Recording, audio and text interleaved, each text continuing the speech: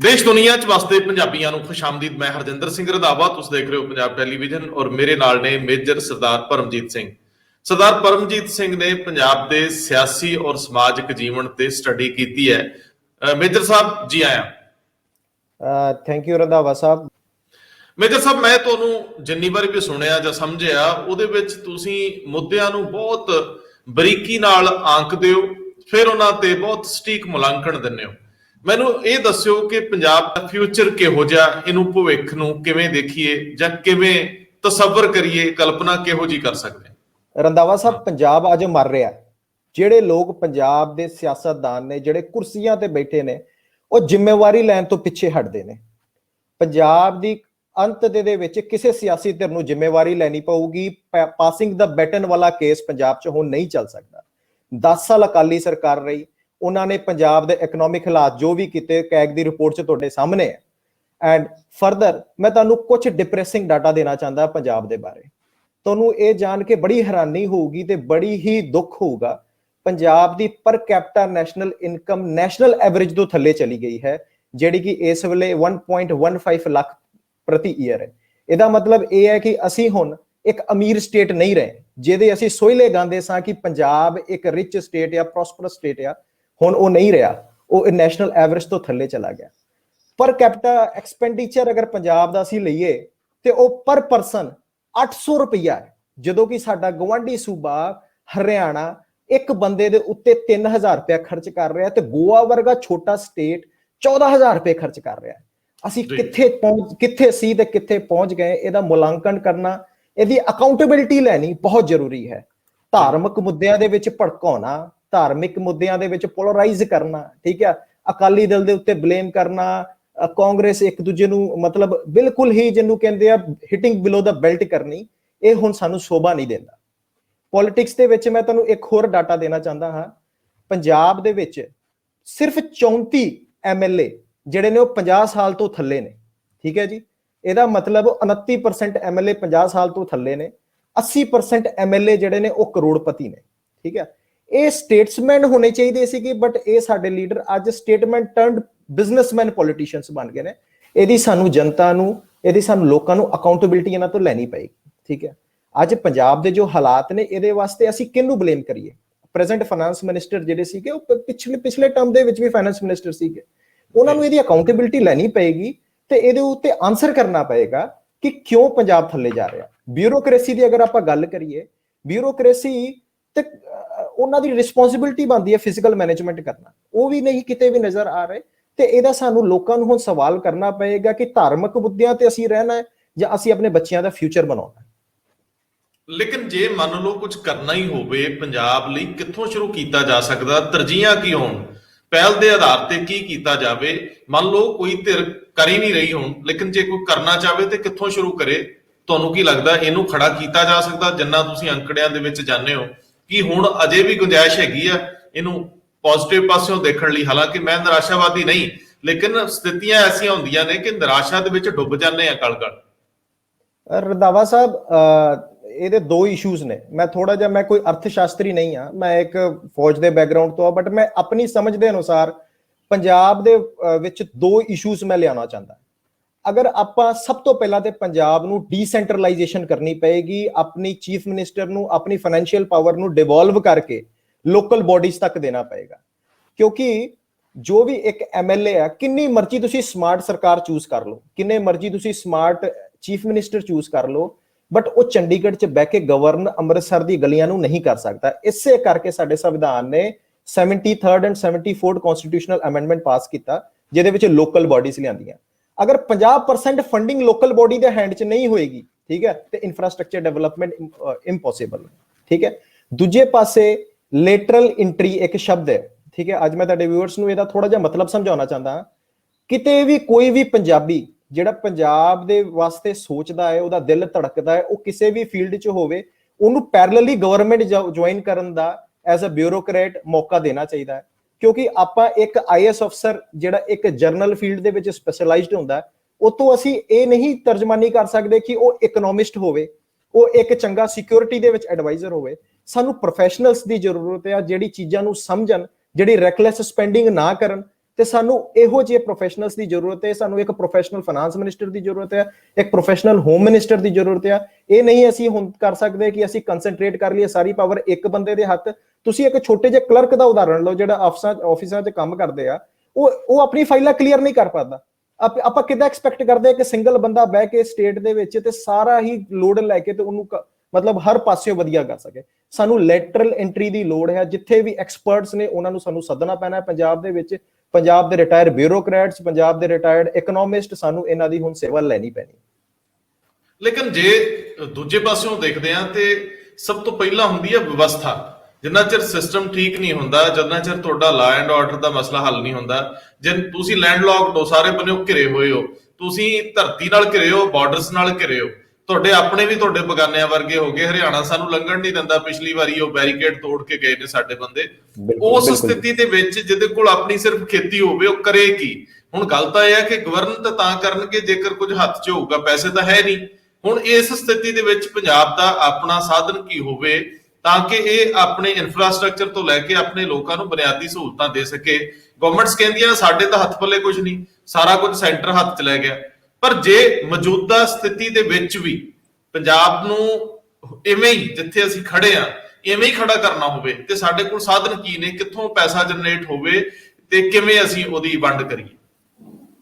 ਰੰਧਾਵਾ ਸਾਹਿਬ, ਭਗਵਾਨ ਨੇ, ਰੱਬ ਨੇ ਸਭ ਨੂੰ ਸਭ ਕੁਝ ਨਹੀਂ ਦਿੱਤਾ ਹੁੰਦਾ, ਪਰ ਜਿਹੜੀ ਸਾਡੇ ਕੋਲ ਸਟਰੈਂਥ ਹੁੰਦੀ ਹੈ ਸਾਨੂੰ ਉਹਦੇ ਉੱਤੇ ਵਰਕ ਕਰਨਾ ਪੈਂਦਾ। ਠੀਕ ਹੈ, ਸਾਡੇ ਕੋਲ ਰਿਸੋਰਸਸ ਦੇ ਨਾਂ ਤੇ ਸਿਰਫ ਮਾਈਨਿੰਗ ਹੈ ਤੇ ਇੱਕ ਸ਼ਰਾਬ ਦੀ ਐਕਸਾਈਜ਼ ਬਚਦੀ ਹੈ। ਅਸੀਂ ਸਭ ਤੋਂ ਪਹਿਲਾਂ ਉਹਦੀ ਹੀ ਟਰਾਂਸਪੇਰੈਂਸੀ ਲਿਆਈਏ, ਉਹਦੇ ਹੀ ਮਾਈਨਿੰਗ। ਅੱਜ ਤੱਕ ਸਾਡੀ ਸਰਕਾਰ ਇੱਕ ਟਰਾਂਸਪੇਰੈਂਟ ਮਾਈਨਿੰਗ ਪਾਲਿਸੀ ਨਹੀਂ ਬਣਾ ਪਾਈ। ਕੋਈ ਵੀ ਸਰਕਾਰ, ਅਕਾਲੀ ਦਲ ਲੈ ਲਓ, ਕਾਂਗਰਸ ਲੈ ਲਓ, ਆਪਾਂ ਇੱਕ ਟਰਾਂਸਪੇਰੈਂਟ ਮਾਈਨਿੰਗ ਪਾਲਿਸੀ ਨਹੀਂ ਬਣਾ ਸਕੇ, ਜਿਹਦੇ ਵਿੱਚ ਅੱਜ ਵੀ ਤੁਸੀਂ ਅਖਬਾਰਾਂ 'ਚ ਪੜ੍ਹਦੇ ਹੋ, ਤੁਸੀਂ ਦੇਖਦੇ ਹੋ, ਸੁਣਦੇ ਹੋ ਕਿ ਮਾਈਨਿੰਗ ਦੀ ਪਿਲਫਰੇਜ ਹੋ ਰਹੀ ਹੈ, ਲੋਕ ਉਤੋਂ ਐਕਸਾਈਜ਼ ਜਾਂ ਜੋ ਵੀ ਟੈਕਸਸ ਹੁੰਦੇ ਉਹ ਚੋਰੀ ਕਰ ਰਹੇ ਨੇ। ਇੱਕ ਅੱਜ ਸਭ ਤੋਂ ਲਿਊਕਰੇਟਿਵ ਬਿਜ਼ਨਸ ਪੰਜਾਬ ਦੇ ਵਿੱਚ ਲਿਕਰ ਦਾ ਹੈ। ਠੀਕ ਹੈ, ਉਹ ਲਿਕਰ ਇਜ਼ ਇੰਨਾ ਕੰਟਰੋਲਡ ਬਿਜ਼ਨਸ ਹੈ, ਉਹਦੇ ਵਿੱਚ L1 ਲਾਇਸੈਂਸ, L2 ਲਾਇਸੈਂਸ, ਉਹ ਸਾਰੇ ਲਾਇਸੈਂਸ ਪੋਲੀਟੀਸ਼ੀਅਨਸ ਕੋਲ ਨੇ। ਜਦੋਂ ਤੱਕ ਸਾਡੇ ਪੋਲੀਟੀਸ਼ੀਅਨਸ ਇਹ ਬਿਜ਼ਨਸ ਆਪਣੀ ਪੋਲੀਟੀਕਲ ਪਾਵਰ ਦਾ ਇਸਤੇਮਾਲ ਕਰਕੇ ਬਿਜ਼ਨਸ ਕਰਨਾ ਨਹੀਂ ਛੱਡਣਗੇ, ਉਹਨਾਂ ਦਾ ਰੋਲ ਹੈ ਲਾਜ਼ ਲੈਜਿਸਲੇਟ ਕਰਨਾ, ਕਾਨੂੰਨ ਬਣਾਉਣਾ, ਕਾਨੂੰਨ ਦੇ ਵਿੱਚ ਟਰਾਂਸਪੇਰੈਂਸੀ ਲਿਆਣਾ, ਨਾ ਕਿ ਬਿਜ਼ਨਸ ਕਰਨਾ, ਨਾ ਕਿ ਗਲੀ ਨਾਲੇ। ਇਹਨਾਂ ਦੀ ਜ਼ਿੰਮੇਵਾਰੀ ਨਹੀਂ ਹੈ, ਇਹਨਾਂ ਦੀ ਜ਼ਿੰਮੇਵਾਰੀ ਹੈ ਸਿਰਫ ਕਾਨੂੰਨ ਬਣਾਉਣਾ। ਅੱਜ ਮੈਂ ਤੇ ਬੜਾ ਹੈਰਾਨ ਹੁੰਦਾ ਜਦੋਂ ਮੀਡੀਆ ਜਾ ਕੇ ਕਿਸਾਨਾਂ ਤੋਂ ਪੁੱਛਦਾ ਤੁਸੀਂ ਲਾਅ ਪੜ੍ਹੇ ਨੇ, ਫਿਰ ਅਸੀਂ ਚੂਜ਼ ਕਰਕੇ ਬੰਦੇ ਚੁਣ ਕੇ ਪਾਰਲੀਮੈਂਟ ਦੇ ਵਿੱਚ ਕਿਉਂ ਭੇਜੇ?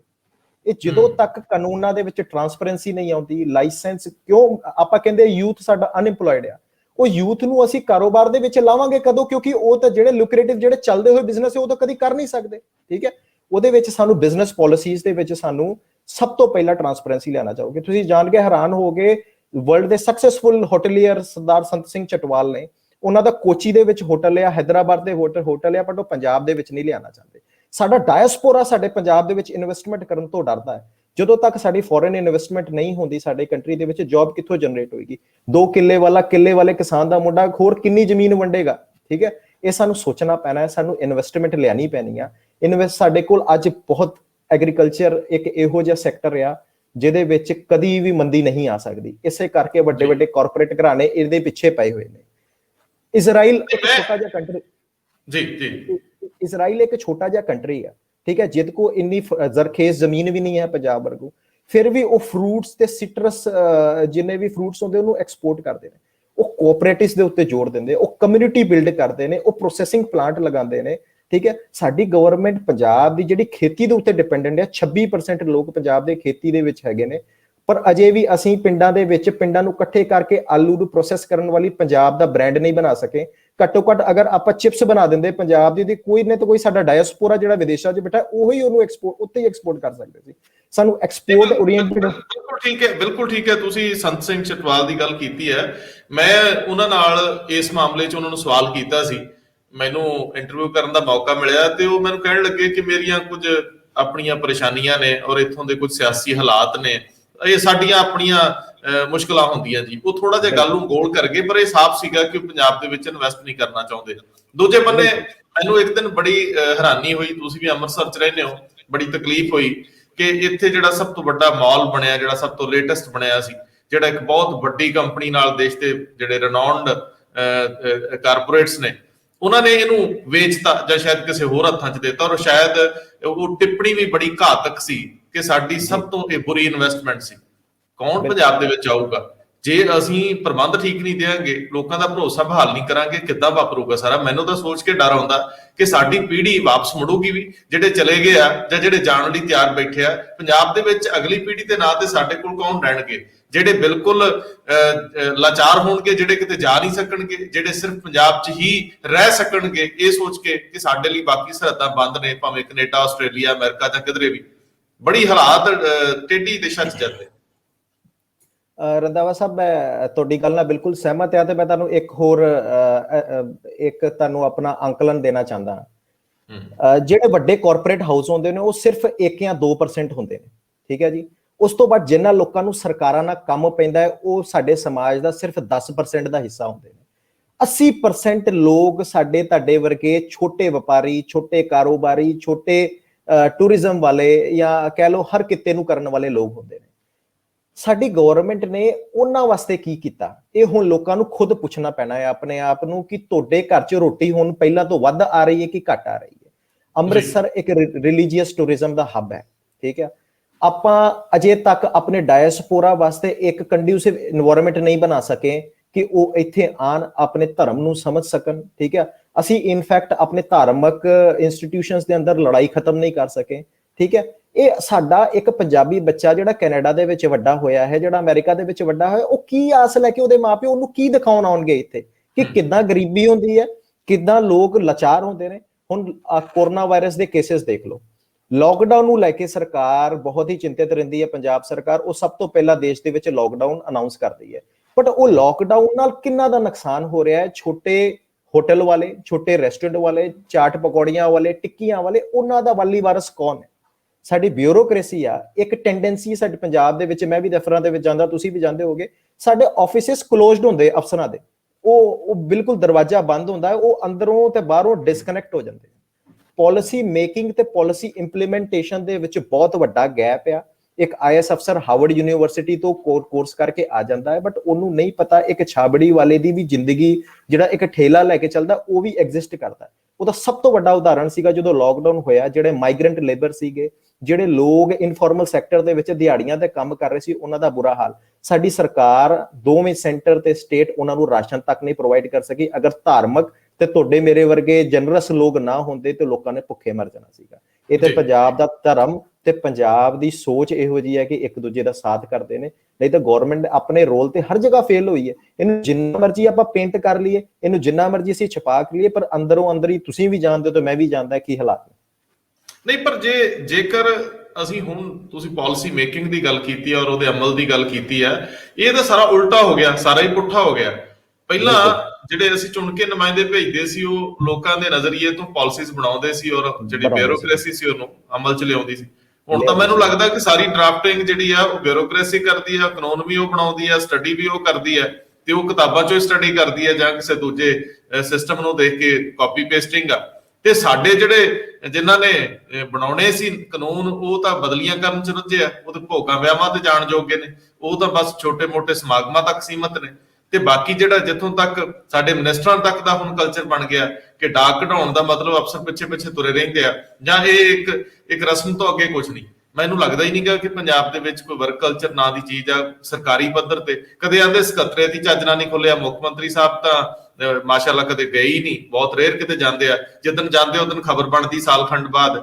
ਉਹ ਤੇ ਦੂਜੇ ਜਿਹੜੇ ਮੰਤਰੀ ਉਹ ਵੀ ਨਹੀਂ ਸਮਝਦੇ, ਉਹ ਕਹਿੰਦੇ ਹਾਂ ਕੈਂਪ ਆਫਿਸ ਦੇ ਵਿੱਚ ਘਰੋਂ ਕਰ ਲਾਂਗੇ ਜਾਂ ਹਲਕੇ ਦੇ ਵਿੱਚ ਆਉਣਾ ਜੀ 2 ਦਿਨ, ਉਹਨਾਂ ਦਿਨਾਂ 'ਚ ਇਵੇਂ ਕੰਮ ਥੋੜੀ ਹੁੰਦੇ ਆ। ਜਿੰਨਾ ਚਿਰ ਟੇਬਲ ਤੇ ਨਹੀਂ ਬੈਠੋਗੇ ਕਿਵੇਂ ਹੋਊਗਾ? ਸੋ ਜੇ ਇੰਜ ਹੀ ਅੱਗੇ ਵੱਧਦਾ ਰਿਹਾ, ਕਿਉਂਕਿ ਅਗਲੇ ਵੀ ਪੱਟਾਂ ਤੇ ਥਾਪੀਆਂ ਮਾਰਦੇ ਕਿ ਕੋਈ ਨਹੀਂ ਅਗਲੀ ਵਾਰੀ ਸਾਡੀ ਉੱਤਰ ਕਾਟੋ ਮੈਂ ਜੜਾ, ਤੇ ਫਿਰ ਇਹ ਤਾਂ ਫਿਰ ਐਵੇਂ ਹੀ ਚੱਲਦਾ ਰਹੂਗਾ। ਹੋਰ ਕੀ ਹੈ, ਨੌਜਵਾਨੀ ਆਉਣ ਨੂੰ ਤਿਆਰ ਨਹੀਂ।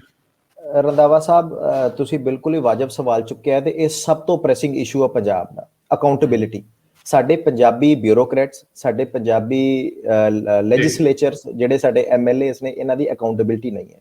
ਤੁਸੀਂ ਹੈਰਾਨ ਰਹੋਗੇ, ਇੰਨੇ ਪ੍ਰੈਸਿੰਗ ਟਾਈਮ ਦੇ ਵਿੱਚ ਵੀ ਸਾਡੇ ਵਿਧਾਨ ਸਭਾ ਸਿਰਫ 2 ਜਾਂ 3 ਦਿਨ ਬਹਿੰਦੀ ਹੈ, ਐਂਡ ਉਹਦੇ ਵਿੱਚ ਹੀ ਸੈਸ਼ਨ ਕਲੋਜ਼ ਹੋ ਜਾਂਦੇ ਨੇ। ਉੜੀਸਾ ਇੱਕ ਪਿਛੜਾ ਸਟੇਟ ਆ। ਉੜੀਸਾ ਨੇ ਮਿਨੀਮਮ 120 ਦਿਨ ਫੰਕਸ਼ਨਿੰਗ ਦਾ ਵਿਧਾਨ ਸਭਾ ਦਾ ਕਾਨੂੰਨ ਪਾਸ ਕੀਤਾ ਆਪਣੀ ਸਟੇਟ ਲੈਜਿਸਲੇਚਰ 'ਚ। ठीक है, मैं एग्जैक्टली डेज मैं कंफर्म नहीं हो सकता, बट उन्होंने विधान सभा ਨੂੰ ਇੱਕ ਤੈਅ ਸਮੇਂ ਵਾਸਤੇ ਚਲਾਉਣ ਵਾਸਤੇ ਕਾਨੂੰਨ ਪਾਸ ਕੀਤਾ। ਪੰਜਾਬ ਸਰਕਾਰ ਕਿਉਂ ਨਹੀਂ ਕਰ ਸਕਦੀ? ਕਿਉਂ ਨਹੀਂ ਵਿਧਾਨ ਸਭਾ 10-10 ਦਿਨ ਦਾ 15-15 ਦਿਨ ਦਾ ਸੈਸ਼ਨ ਲਾਉਂਦੀ ਤੇ ਲੋਕਾਂ ਦੇ ਇਸ਼ੂਜ਼ ਡਿਸਕਸ ਕਰਦੀ? ਸਭ ਤੋਂ ਪਹਿਲੀ ਅਕਾਊਂਟੇਬਿਲਿਟੀ ਇੱਥੇ ਹੁੰਦੀ। ਇਹਦਾ ਵੀ ਇੱਕ ਕਾਰਨ ਹੈ, ਪੋਲਿਟਿਕਸ ਹੁਣ ਬਣ ਗਈ ਹੈ ਬਿਜ਼ਨਸ, ਠੀਕ ਹੈ ਜੀ। ਪੋਲਿਟਿਕਸ ਇੱਕ ਸਮੇਂ ਤੇ ਟੈਲੈਂਟਡ ਲੋਕ ਆਉਂਦੇ ਸੀਗੇ, ਠੀਕ ਹੈ, ਉਹਦੇ ਵਿੱਚ ਟੈਲੈਂਟ ਪੂਲ ਕੀਤਾ ਜਾਂਦਾ ਸੀਗਾ। ਕੋਈ ਚੰਗਾ ਪ੍ਰੋਫੈਸਰ ਸੀ, ਕੋਈ ਚੰਗਾ ਟੀਚਰ ਸੀ, ਕੋਈ ਚੰਗਾ ਲਾਇਰ ਸੀ, ਉਹ ਲੋਕਾਂ ਦੇ ਵੱਖਰੇ ਵੱਖਰੇ ਖੇਤਰਾਂ ਤੋਂ ਆਉਂਦੇ ਸੀ ਤੇ ਪਾਲਿਸੀ ਮੇਕਿੰਗ ਕਰਦੇ ਸੀ। ਇਸੇ ਕਰਕੇ ਪੰਜਾਬ ਅੱਗੇ ਸੀਗਾ।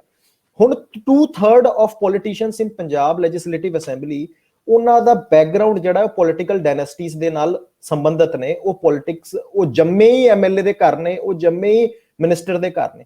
ਇਸ ਕਾਰਨ ਟੈਲੈਂਟ ਜਿਹੜਾ ਹੈ ਉਹ ਮਰ ਗਿਆ ਪੋਲਿਟਿਕਸ ਦੇ ਵਿੱਚੋਂ। ਜਿੱਥੇ ਟੈਲੈਂਟ ਮਰ ਜਾਂਦਾ ਹੈ ਪੋਲਿਟਿਕਸ ਦੇ ਵਿੱਚੋਂ, ਉਹਦਾ ਕਲਾਸੀਕਲ ਐਗਜ਼ਾਮਪਲ ਸ਼੍ਰੋਮਣੀ ਅਕਾਲੀ ਦਲ ਹੈ। ਕਿਸੇ ਟਾਈਮ ਇਹ ਪਾਰਟੀ ਲੋਕਾਂ ਦੀ ਹਮਦਰਦ ਪਾਰਟੀ ਸੀ। ਡਿਸੀਜਨ ਮੇਕਿੰਗ ਜਦੋਂ ਆਪਾਂ ਇੱਕ ਪਰਿਵਾਰ ਦੇ ਵਿੱਚ ਕੰਸੈਂਟਰੇਟ ਕਰ ਲੈਂਦੇ ਆ, ਠੀਕ ਹੈ, ਜਦੋਂ ਬਾਹਰ ਦੇ ਟੈਲੈਂਟ ਨੂੰ ਆਪਾਂ ਵੜਨ ਨਹੀਂ ਦਿੰਦੇ ਤੇ ਉਹਦਾ ਰਿਜ਼ਲਟ ਤੁਸੀਂ ਦੇਖ ਲਓ। 100 ਸਾਲ ਦੀ ਬਣੀ ਬਣਾਈ ਪਾਰਟੀ ਅੱਜ ਉਹਨੂੰ ਆਪਣੀ ਆਇਡੈਂਟੀਟੀ ਬਣਾਉਣ ਵਾਸਤੇ ਲੜਨਾ ਪੈ ਰਿਹਾ। ਉਸ ਤੋਂ ਬਾਅਦ ਆਪਾਂ ਹਰ ਐਮਐਲਏ, ਹਰ ਹਲਕੇ ਦੇ ਵਿੱਚ ਦੇਖੀਏ ਕਿ ਇੱਕ ਪਹਿਲਾਂ ਤੇ ਜਿਹੜਾ ਬੰਦਾ ਪੋਲਿਟਿਕਸ 'ਚ ਚੁਣਿਆ ਜਾਂਦਾ ਉਹ ਕਦੀ ਬੁੱਢਾ ਨਹੀਂ ਹੁੰਦਾ, ਠੀਕ ਹੈ, ਉਹ ਕਦੀ ਰਿਟਾਇਰ ਨਹੀਂ ਹੁੰਦਾ। ਥੱਲੇ ਵਾਲੇ ਵਰਕਰ ਨੂੰ ਕਦੀ ਪ੍ਰਮੋਸ਼ਨ ਨਹੀਂ ਮਿਲਦੀ, ਠੀਕ ਹੈ। ਇੱਥੇ ਜਾ ਕੇ ਡੀਮੋਟੀਵੇਸ਼ਨ ਹੋ ਜਾਂਦੀ ਹੈ। ਉਹ ਅਗਰ ਰਿਟਾਇਰ ਵੀ ਹੁੰਦਾ ਹੈ ਤੇ ਉਹ ਆਪਣੀ ਜਿਹੜੀ ਬੈਟਨ ਆ ਉਹ ਆਪਣੇ ਮੁੰਡੇ ਦੇ ਹੱਥ, ਆਪਣੇ ਭਤੀਜੇ ਦੇ ਹੱਥ, ਆਪਣੇ ਰਿਸ਼ਤੇਦਾਰਾਂ ਦੇ ਹੱਥ ਦੇ ਕੇ ਜਾਂਦਾ ਹੈ। ਤੇ ਅਗਰ ਤੁਸੀਂ ਦੇਖੋਗੇ ਵਰਚੁਅਲੀ ਇੱਕ ਯੂਥ ਦਾ ਕੰਮ ਹੈ ਰੈਲੀਆਂ 'ਚ ਭੀੜ ਇਕੱਠੀ ਕਰਨੀ, ਇਹਨਾਂ ਦੇ ਨਾਲ ਘੁੰਮਣਾ, ਜਿੰਦਾਬਾਦ ਦੇ ਨਾਰੇ ਲਾਉਣੇ ਤੇ ਆਪਣੇ ਆਪਣੇ ਘਰ ਜਾਓ। ਜਦੋਂ ਤੱਕ ਪੜ੍ਹਿਆ ਲਿਖਿਆ ਯੂਥ ਸਾਡਾ ਪੰਜਾਬ ਦਾ, ਭਾਵੇਂ ਉਹ ਹਾਰਵਰਡ 'ਚ ਪੜ੍ਹਦਾ, ਭਾਵੇਂ ਉਹ ਸਟੈਨਫੋਰਡ 'ਚ ਪੜ੍ਹਦਾ, ਭਾਵੇਂ ਬਰਕਲੀ 'ਚ ਪੜ੍ਹਦਾ, ਉਹ ਵਾਪਸ ਆ ਕੇ ਡੈਮੋਕ੍ਰੇਸੀ ਦੇ ਵਿੱਚ ਪਾਰਟਿਸਿਪੇਟ ਨਹੀਂ ਕਰਦਾ, ਉਦੋਂ ਤੱਕ ਪੰਜਾਬ ਦਾ ਉਭਰਨਾ ਨਾਮੁਮਕਿਨ ਹੈ। ਪਲੇਟੋ ਨੇ ਇੱਕ ਵਾਰ ਕਿਹਾ ਸੀਗਾ, ਪਲੇਟੋ ਇੱਕ ਪੋਲੀਟੀਕਲ ਥਿੰਕਰ ਸੀਗਾ, if you fail to participate in democracy then be ready to govern from person who is inferior to you, ਠੀਕ ਹੈ। ਅਗਰ ਤੁਸੀਂ ਖੁਦ ਨਹੀਂ ਪਾਰਟਿਸਿਪੇਟ ਕਰੋਗੇ ਡੈਮੋਕ੍ਰੇਸੀ ਦੇ ਵਿੱਚ ਤੇ ਤੁਸੀਂ ਆਪਣੇ ਤੋਂ ਜੋ ਘੱਟ ਪੜਿਆ ਲਿਖਿਆ ਹੈ ਉਹ ਤੋਂ ਗਵਰਨ ਕਰਨ ਵਾਸਤੇ ਰੈਡੀ ਹੋ ਜਾਓ। ਤੇ ਪੰਜਾਬੀ ਵੋਟਰਾਂ ਨੂੰ ਵੀ ਇਸ ਚੀਜ਼ ਦੀ ਹੁਣ ਜਾਣਕਾਰੀ ਲੈਣੀ ਪਏਗੀ, ਉਹਨੂੰ ਗਵਰਨ ਹੋਣਾ ਪਏਗਾ। ਆਪਾਂ ਆਪਣੇ ਲੀਡਰਾਂ, ਇਹਦੇ ਵਿੱਚ 90% ਗਲਤੀ ਸਾਡੀ ਵੀ ਹੈ। ਆਪਣੇ ਲੀਡਰਾਂ ਕੋ ਆਪਾਂ ਕੀ ਇਸ਼ੂਜ਼ ਲੈ ਕੇ ਜਾਂਦੇ ਆ? ਮੇਰਾ ਪਰਚਾ ਕੈਂਸਲ ਕਰਾ ਦੇ, ਮੇਰੇ ਮੁੰਡੇ ਦਾ ਐਡਮਿਸ਼ਨ ਕਰਾ ਦੇ, ਜਾਂ ਇਹੋ ਜਿਹੀਆਂ ਚੀਜ਼ਾਂ ਜਿਹੜਾ ਬੰਦਾ ਖੁਦ ਵੀ ਕਰ ਸਕਦਾ ਹੈ, ਉਹਨਾਂ ਨੂੰ ਆਪਾਂ ਉਹਨਾਂ ਚੋਂ ਜਾਏ। ਅਗਰ ਉਹਨਾਂ ਨੂੰ ਆਪਾਂ ਅਕਾਊਂਟੇਬਿਲਿਟੀ ਪੁੱਛਦੇ ਵੀ ਹਾਂ 5 ਸਾਲ 'ਚ ਤੁਸੀਂ ਐਮਐਲਏ ਹੋ, ਤੁਸੀਂ ਕੀ ਕੰਮ ਕਰਕੇ ਦਿਖਾਇਆ, ਜਾਂ ਤੁਸੀਂ ਸਾਡੇ ਇਸ਼ੂਜ਼ ਨੂੰ, ਇੱਕ ਲੈਜਿਸਲੇਚਰ ਕੋ ਇੰਨੀ ਪਾਵਰ ਹੁੰਦੀ ਆ ਕਿ ਉਸ ਇਲਾਕੇ ਦਾ ਭਵਿੱਖ ਬਦਲ ਦਿੰਦਾ। ਆਪਾਂ ਆਪਣੇ ਸਟੇਟ ਦਾ ਕੰਪੈਰੀਜ਼ਨ ਸ਼ੁਰੂ ਕਰਤਾ ਬਿਹਾਰ ਦੇ ਨਾਲ, ਆਪਾਂ ਆਪਣੇ ਸਟੇਟ ਦਾ ਕੰਪੈਰੀਜ਼ਨ ਸ਼ੁਰੂ ਕਰਤਾ ਉੱਤਰ ਪ੍ਰਦੇਸ਼ ਦੇ ਨਾਲ। ਅਸੀਂ ਕਿਉਂ ਨਹੀਂ ਕੇਰਲਾ ਮਾਡਲ ਦੀ ਗੱਲ ਕਰਦੇ? ਕਿਉਂ ਨਹੀਂ ਉੱਥੇ ਆਪਾਂ ਇੱਕ group of ministers the team ਭੇਜਦੇ? ਉਹ ਵਾਮਪੰਥੀ ਸਰਕਾਰ ਹੋ ਕੇ, ਉਹ ਕਮਿਊਨਿਸਟ ਹੋ ਕੇ, ਉਹਨਾਂ ਨੇ ਆਪਣੇ ਡਿਲੀਵਰ ਕੀਤਾ। ਉਹਨਾਂ ਨੇ Kerala investment infrastructure, I don't know KIF ਦਾ ਫੁੱਲ ਫਾਰਮ ਕੀ ਆ, ਉਹਨਾਂ ਨੇ ਉਹ ਬਣਾਇਆ। ਉਹਨਾਂ ਨੇ ਆਪਣੇ ਡਾਇਸਪੋਰਾ ਨੂੰ ਇੰਗੇਜ ਕੀਤਾ ਉੱਥੇ ਇਨਵੈਸਟਮੈਂਟ ਕਰਨ ਵਾਸਤੇ। ਆਪਾਂ ਕਦੋਂ ਕਰਾਂਗੇ? ਸਾਡਾ ਡਾਇਸਪੋਰਾ ਇੰਨਾ ਪਾਵਰਫੁਲ ਹੋਣ ਦੇ ਬਾਵਜੂਦ ਅਸੀਂ ਪੰਜਾਬ ਨੂੰ ਹਰ ਦਿਨ ਪਿੱਛੇ ਧੱਕ ਰਹੇ ਹਾਂ। ਇਹਦੇ ਵਿੱਚ 50% ਭਾਈਵਾਲੀ ਸਾਡੇ ਵੋਟਰਾਂ ਦੀ ਆ ਤੇ 50% ਭਾਈਵਾਲੀ ਸਾਡੇ ਲੈਜਿਸਲੇਚਰਸ ਦੀ ਆ। ਲੇਕਿਨ ਜਦੋਂ ਅਸੀਂ ਦੇਖਦੇ ਹਾਂ ਕਿ ਨੌਜਵਾਨ ਸਿਆਸਤ ਵਿੱਚ ਆਉਣ ਲਈ ਤਿਆਰ ਨਹੀਂ, ਤੇ ਇਤਿਹਾਸ ਦੇ ਵਿੱਚ ਸੀਗਾ ਕਿ ਕਦੇ ਆਲ ਇੰਡੀਆ ਸਿੱਖ ਸਟੂਡੈਂਟ ਫੈਡਰੇਸ਼ਨ ਜਿਹੜੀ ਉਹ ਅਕਾਲੀ ਦਲ ਨੂੰ ਲੀਡਰਸ਼ਿਪ ਫਰਾਹਮ ਕਰਦੀ ਸੀ, ਉਹ ਸਕੂਲ ਕਾਲਜ ਤੋਂ ਹੀ ਤੁਰ ਪੈਂਦਾ ਸੀ ਪ੍ਰਕਿਰਿਆ, ਤੇ ਆਉਂਦੇ ਅੱਗੇ ਲੀਡਰਸ਼ਿਪ ਆਪਣੇ ਆਪ ਸਥਾਨ ਲੈਂਦੀ ਜਾਂਦੀ ਸੀ। ਇਸੇ ਤਰੀਕੇ ਨਾਲ ਕਾਂਗਰਸ ਦੇ ਵੀ ਜਿਹੜੇ ਯੂਨਿਟ ਸੀਗੇ, ਜਾਂ ਹੁਣ ਭਾਰਤੀ ਜਨਤਾ ਪਾਰਟੀ ਦੇ ਵੀ ABP ਵਾਲੇ ਆ, ਇਹ ਸਾਰੇ ਦੇ ਸਾਰੇ ਥੱਲਿਓਂ ਆ ਰਹੇ ਸੀ ਬੱਚੇ, ਜਿਹੜੇ ਜਿਨ੍ਹਾਂ ਦੀ ਰੁਚੀ ਸ਼ੁਰੂ ਤੋਂ ਹੁੰਦੀ ਆ ਪੋਲਿਟਿਕਸ ਵਿੱਚ, ਉਹ ਬਣ ਕੇ ਨਿਖਰ ਕੇ ਆਉਂਦੇ ਸੀ। ਹੁਣ ਸਾਡਾ ਜਿਹੜਾ ਪੰਜਾਬ ਦਾ ਨੌਜਵਾਨ ਆ, ਉਹਦੀ ਦਿਲਚਸਪੀ ਆਮ ਘਰਾਂ ਦੀ, ਮੈਂ ਨਹੀਂ ਕਹਿੰਦਾ ਕਿ ਕਿਸੇ MLA ਦੇ ਪੁੱਤ ਦੀ ਗੱਲ ਕਰਾਂ, ਕਿਉਂਕਿ ਉਹ ਤਾਂ ਬਣਿਆ ਬਣਾਇਆ MLA, ਜਿਹੜੇ ਆਮ ਲੋਕ ਨੇ ਉਹਨਾਂ ਦੇ ਬੱਚੇ ਹੁਣ ਨਹੀਂ ਆਉਣਾ ਚਾਹੁੰਦੇ। ਕਿਉਂ ਨਹੀਂ ਆਉਣਾ ਚਾਹੁੰਦੇ? ਆਖਰ ਉਹਨਾਂ ਨੂੰ ਲਿਆਉਣ ਲਈ ਕਿਸ ਤਰ੍ਹਾਂ ਦੀ ਮੋਟੀਵੇਸ਼ਨ ਦਈਏ, ਉਹਨਾਂ ਨੂੰ ਕਿੱਥੋਂ ਹਲਾਉਣੀ ਹੈ ਜਾ ਕੇ? ਮੈਨੂੰ ਤਾਂ ਅਜੇ ਤੱਕ ਇਹ ਨਹੀਂ ਸਮਝ ਆਈ ਕਿ ਨੌਜਵਾਨ ਜੋੜੀਏ ਕਿਵੇਂ, ਉਹਨਾਂ ਨੂੰ ਕਿਵੇਂ ਸਮਝਾਈਏ ਇਹ ਦੇਸ਼, ਇਹ ਖਿੱਤਾ, ਇਹ ਤੁਹਾਡਾ, ਇਹ ਤੁਹਾਡੇ ਬਾਬਿਆਂ ਦਾਦਿਆਂ ਦਾ ਹੈ, ਔਰ ਇਹ ਕੱਲ ਨੂੰ ਤੁਹਾਡੇ ਬੱਚਿਆਂ ਦਾ। ਜੇ ਇਹ ਮਰ ਗਿਆ, ਤੁਹਾਡੀ ਹੋਂਦ ਹਸਤੀ ਮਰ ਜਾਣੀ, ਫਿਰ ਕਿਸੇ ਹੋਰ ਕਲਚਰ 'ਚ ਜੀ ਕੇ ਕੀ ਕਰੋਗੇ? ਫਿਰ ਤੁਹਾਨੂੰ ਹਰ ਜਗ੍ਹਾ ਵਸੰਗਤ ਦੀਆਂ, ਤੁਹਾਨੂੰ ਟਿੱਪਣੀਆਂ ਦਾ ਸਾਹਮਣਾ ਕਰਨਾ ਪਊਗਾ। ਉਹਨੂੰ ਭਾਵੇਂ ਨਸਲੀ ਕਹਿ ਲੋਗੇ, ਕਦੀ ਵੱਖਵਾਦੀ ਕਹਿ ਲੋਗੇ, ਇਹ ਸਹਿਣਾ ਪੈਣਾ। ਜਿੰਨਾ ਚਿਰ ਤੁਸੀਂ ਆਪਣੇ ਆਪ ਨੂੰ ਨਹੀਂ ਬਚਾਓਗੇ, ਕਿੱਥੇ ਭੱਜ ਕੇ ਜਾਓਗੇ? ਬਿਲਕੁਲ। ਰੰਧਾਵਾ ਸਾਹਿਬ, ਤੁਸੀਂ ਬਹੁਤ ਹੀ ਬਰਨਿੰਗ ਇਸ਼ੂ ਪੰਜਾਬ ਦਾ ਉਠਾਇਆ। ਅੱਜ ਪੰਜਾਬ ਦੇ ਵਿੱਚ ਤੁਸੀਂ ਪਿੱਛੇ ਜੇ ਦੇਖਿਆ ਹੋਣਾ ਹੈ ਕਿੰਨੇ ਇਸ਼ੂਜ਼ ਕੰਟਰੀ ਦੇ ਵਿੱਚ ਹੋਏ, ਸੀਏ ਹਰ ਸਟੂਡੈਂਟ ਬੋਡੀ ਨੇ ਪ੍ਰੋਟੈਸਟ ਕੀਤਾ, ਪਰ ਪੰਜਾਬ ਦੀ ਸਟੂਡੈਂਟ ਬੋਡੀ ਹਰ ਜਗ੍ਹਾ ਤੋਂ ਐਬਸੈਂਟ ਸੀ। ਠੀਕ ਹੈ, ਇਹਦੇ ਵਿੱਚ ਦੋ ਇਸ਼ੂਜ਼ ਨੇ। ਇੱਕ ਬਾਹਰ ਵਿਦੇਸ਼ਾਂ ਦੇ ਵਿੱਚ ਵਸੇ ਸਕਸੈਸਫੁਲ ਪੰਜਾਬੀਆਂ ਦੀ ਗਲੋਰੀ, ਠੀਕ ਹੈ, ਉਹ ਉਹਨਾਂ ਨੂੰ ਅਟਰੈਕਟ ਕਰਦੀ ਹੈ। ਅਸੀਂ ਟੈਲੈਂਟ ਰਿਟੇਨ ਕਰਨ ਦੇ ਵਿੱਚ ਫੇਲ ਹੋ ਜਾਂਦੇ ਹਾਂ। ਸਾਡੇ ਕੋਲ ਕੋਈ ਰੋਲ ਮਾਡਲ ਅਫਸਰ ਨਹੀਂ ਹੈ, ਠੀਕ ਹੈ, ਜਿਹਦੇ ਯੰਗ ਮੁੰਡਿਆਂ ਨੂੰ ਕਹਿ ਲਓ ਇੱਕ ਪੰਜਾਬੀਆਂ ਦਾ ਰੂਹ ਤੋਂ ਸ਼ੌਂਕ ਰਿਹਾ ਹੈ ਵਰਦੀ ਪਾਣੀ, ਠੀਕ ਹੈ, ਭਾਵੇਂ ਉਹ ਫੌਜ ਦੀ ਹੋਵੇ, ਭਾਵੇਂ ਉਹ ਪੁਲਿਸ ਦੀ ਹੋਵੇ, ਜਾਂ ਭਾਵੇਂ ਉਹ ਕਹਿ ਲਓ ਕਿਸੇ ਵੀ ਡਿਫੈਂਸ ਫੋਰਸ ਦੀ ਹੋਵੇ, ਉਹ ਪੰਜਾਬੀਆਂ ਦਾ ਸ਼ੌਂਕ ਰਿਹਾ। ਅਸੀਂ ਆਪਣੇ ਰੋਲ ਮਾਡਲਸ ਨੂੰ, ਪੰਜਾਬੀਆਂ ਦੀ ਖਾਸੀਅਤ ਵੀ ਇਹ ਬਣ ਚੁੱਕੀ ਹੈ ਕਿ ਅਸੀਂ ਜਿਉਂਦੇ ਜੀ ਕਿਸੇ ਰੋਲ ਮਾਡਲ ਨੂੰ ਸਨਮਾਨਿਤ ਨਹੀਂ ਕੀਤਾ, ਮਰਨ ਤੋਂ ਬਾਅਦ ਉਹਦੀ ਫੋਟੋਆਂ ਤੇ ਬਹੁਤ ਮਾਲਾਂ ਵੀ ਚੜਾਈਆਂ ਤੇ ਉੱਥੇ ਜਾ ਕੇ ਮੱਥੇ ਵੀ ਟੇਕੇ। ਮਾਰਸ਼ਲ ਆਫ ਦਾ ਏਅਰ, ਪਹਿਲਾਂ ਮੈਂ ਤੁਹਾਨੂੰ ਸਿੱਖਾਂ ਦੀ ਉਪਲਬਧੀਆਂ ਦੱਸਣਾ ਚਾਹੁੰਦਾ। ਆਪਣੇ ਸਿੱਖ ਜਿਹੜੇ ਨੇ ਉਹ ਕੁਝ ਖੇਤਰਾਂ ਦੇ ਵਿੱਚ ਬਹੁਤ ਜ਼ਿਆਦਾ ਐਸਟੈਬਲਿਸ਼ ਨੇ, ਠੀਕ ਹੈ, ਜਿਵੇਂ ਡਿਫੈਂਸ ਲੈ ਲਓ। ਇੱਕ ਕੱਲਾ air force the martial of air force ਹੋਏ ਨੇ ਮਾਰਸ਼ਲ ਅਰਜਨ ਸਿੰਘ ਜੀ, ਠੀਕ ਹੈ। ਬੰਗਲਾਦੇਸ਼ ਨੂੰ ਸਰੈਂਡਰ ਕਰਾਉਣ ਵਾਲੇ ਜਨਰਲ ਅਰੋੜਾ, ਠੀਕ ਹੈ। ਹਰਬਖਸ਼ ਸਿੰਘ, ਅੱਜ ਅਸੀਂ ਜਿਹੜੇ ਅੰਮ੍ਰਿਤਸਰ 'ਚ ਬੈਠੇ ਆ, ਅਗਰ ਉਹ ਹਿੰਦੁਸਤਾਨ ਕੋਲ ਹੈ ਤੇ ਉਹਦੇ ਪਿੱਛੇ ਇੱਕੋ ਬੰਦਾ ਸੀਗਾ, ਜਨਰਲ ਹਰਬਖਸ਼ ਸਿੰਘ। ਅਸੀਂ ਇਹਨਾਂ ਰੋਲ ਮਾਡਲਾਂ ਨੂੰ ਸਕੂਲਾਂ 'ਚ ਪੜ੍ਹਨਾ ਭੁੱਲ ਗਏ, ਇਹਨਾਂ ਨੂੰ ਫਿਲਮਾਂ 'ਚ ਲਿਆਉਣਾ ਭੁੱਲ ਗਏ, ਤੇ ਪੰਜਾਬੀ ਕਿਤੇ ਨਾ ਕਿਤੇ ਆਪਣੀ ਪ੍ਰਾਈਡ ਭੁੱਲ ਚੁੱਕਿਆ, ਠੀਕ ਹੈ।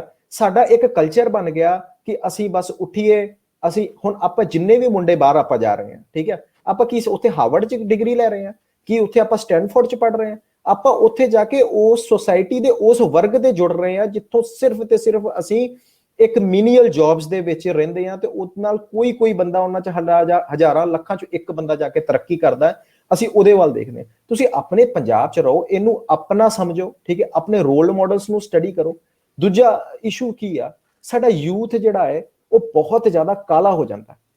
ਸਾਨੂੰ ਇੱਕ ਗੱਲ ਸਮਝਣੀ ਪੈਣੀ ਆ, ਅਸੀਂ ਜਿਹੜੀ ਵੀ ਕੰਟਰੀ 'ਚ ਰਹਿੰਦੇ ਆ, ਆਪਾਂ ਹਿੰਦੁਸਤਾਨ ਦੇ ਬਸ਼ਿੰਦੇ ਆ, ਸਾਨੂੰ ਇੱਥੋਂ ਦੀ ਰੂਲਸ, ਇੱਥੋਂ ਦੀ ਕਨਸਟੀਟਿਊਸ਼ਨ ਤੇ ਇੱਥੋਂ ਦੇ ਸਮਾਜ ਦੇ ਵਿੱਚ ਰਹਿ ਕੇ ਹੀ, ਪ੍ਰੈਜ਼ੈਂਟ ਹਾਲਾਤਾਂ ਦੇ ਵਿੱਚ ਰਹਿ ਕੇ ਹੀ ਸਾਨੂੰ ਅੱਗੇ ਪ੍ਰੋਗਰੈਸ ਕਰਨਾ ਪੈਣਾ, ਕਿਉਂਕਿ ਇਹ ਹਾਲਾਤ ਤੁਹਾਡੇ ਵਾਸਤੇ ਵੀ ਸੇਮ ਨੇ, ਮੇਰੇ ਵਾਸਤੇ ਵੀ ਸੇਮ ਨੇ, ਤੇ ਜਿਹੜਾ ਬੰਦਾ ਬਿਹਾਰ 'ਚ ਹੈ, ਬੰਗਾਲ 'ਚ, ਉਹਦੇ ਵਾਸਤੇ ਵੀ ਸੇਮ।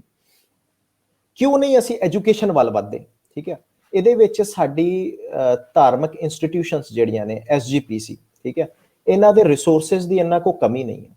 ਸਾਡੇ ਕੋ ਉਪਲਬਧ ਇੱਕ ਜਨਰੇਸ਼ਨ ਆਫ ਪੰਜਾਬੀ ਜਿਹੜੇ ਅੱਜ ਰਿਟਾਇਰ ਹੋ ਕੇ ਬੈਠੇ ਹੋਏ ਨੇ, ਜਿਵੇਂ ਸਰਦਾਰ ਮਿਲਖਾ ਸਿੰਘ ਨੇ ਸਪੋਰਟਸ ਦੇ ਵਿੱਚ, ਹੋਰ ਬੜੇ ਹੀ ਨਾਮੀ ਗ੍ਰਾਮੀ ਖਿਡਾਰੀ, ਮੈਂ ਇੱਕ ਨਾਮ ਲਿੱਤਾ, ਸਾਡੇ ਕੋਲ ਚੰਗੇ ਬਿਊਰੋਕਰੈਟਸ ਨੇ, ਸਾਡੇ ਕੋਲ ਚੰਗੇ ਜੱਜਸ ਨੇ, ਸਾਡੇ ਕੋਲ ਚੰਗੇ ਪੱਤਰਕਾਰ ਨੇ। ਆਪਾਂ ਇਹਨਾਂ ਨੂੰ ਕਿੱਦਣ ਇਹਨਾਂ ਦੇ ਗਲ 'ਚ ਅਗਰ ਸਰੋਪਾ ਪਾ ਕੇ ਇਹਨਾਂ ਨੂੰ ਕਹੀਏ ਕਿ ਮਿਲਖਾ ਸਿੰਘ ਜੀ ਸਾਨੂੰ 2 ਮਿਲਖਾ ਸਿੰਘ ਦੇ ਦਿਓ, ਫਲਾਣੇ ਸਿੰਘ ਜੀ ਸਾਨੂੰ ਆ ਬਿਊਰੋਕਰੇਟ ਤਿਆਰ ਕਰਕੇ ਦੇ ਦਿਓ, ਇਹਨਾਂ ਦੀ ਸੇਵਾਵਾਂ ਆਪਾਂ ਕਦੋਂ ਲਵਾਂਗੇ? ਆਪਾਂ ਆਪਣੇ ਲੋਕਾਂ ਨੂੰ ਇਸਤੇਮਾਲ ਨਹੀਂ ਕਰਦੇ, ਸਾਰੀ ਜ਼ਿੰਦਗੀ ਈਗੋ ਦੇ ਵਿੱਚ ਮਰ ਜਾਂਦੇ ਆ, ਤੇ ਉਹਨਾਂ ਦੀ ਸ਼ਾਇਦ ਡਾਇਰੈਕਸ਼ਨ ਜਿਹੜੇ ਦੇਣ 'ਚ ਕਾਬਿਲ ਨੇ ਉਹ ਗੁਮਨਾਮੀ ਦੇ ਵਿੱਚ ਮਰ ਜਾਂਦੇ ਨੇ, ਠੀਕ ਹੈ।